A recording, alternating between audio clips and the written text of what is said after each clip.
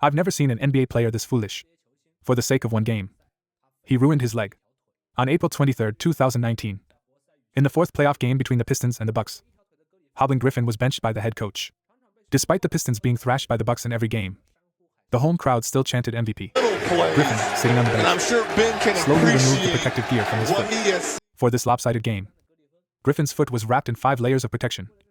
Tape armor, soft plastic knee pads, and muscle patches. His left leg was bundled up like a dumpling, nearly as thick as both legs of his matchup, Giannis. Originally prepared to write off the season due to injury, Griffin recklessly returned to the court for the sake of the team. But it was this foolish decision that hastened the downfall of the White Monster. In 2009, sworn into the Clippers' rebuilding process, they drafted Blake Griffin with the first pick. But on the day of his selection, NBA columnist Bill Simmons wrote a lengthy letter cautioning Griffin to leave the Clippers immediately. He claimed the Clippers had been cursed for decades, and any star coming there was sentencing their career to doom. Nobody could have predicted how quickly the curse would manifest. The former top pick missed a whole game and fractured his left knee before the start of the new season, shelving him for the year. The Clippers' revival plan was once again cast into doubt. But Griffin dispelled doubts with just one game. On October 27, 2010. In his debut, Griffin scored 20 points and grabbed 14 rebounds. Just 24 days later, he exploded for 44 points, 15 rebounds, and 7 assists, setting a new rookie scoring record.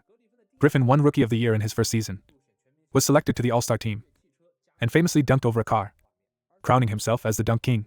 With Chris Paul's arrival, Lob City stood tall in the world of the NBA. Griffin's spring-loaded mechanism was fully activated by CP3. He became Pau Gasol's nightmare and embarrassed Kendrick Perkins, wreaking havoc in the paint, leading the team and fans to the pinnacle of the finals. In 2014, Griffin reached his peak, averaging 24.1 points, 9.5 rebounds, and 3.9 assists per game, leading the team to its best record in history. He also ranked third in the MVP race, only behind Durant and LeBron. But the team was eliminated early in the playoffs. Fate, however, is always dramatic. The next year, the Clippers, with all the elements for a championship, were shocked by the Rockets in a series that saw them lose a 3-1 lead. In the following years, the curse of the Clippers haunted Griffin and his teammates. From missing half the games in 2015 to tearing ligaments and missing the entire 2019 season, Griffin never played healthy for 5 years.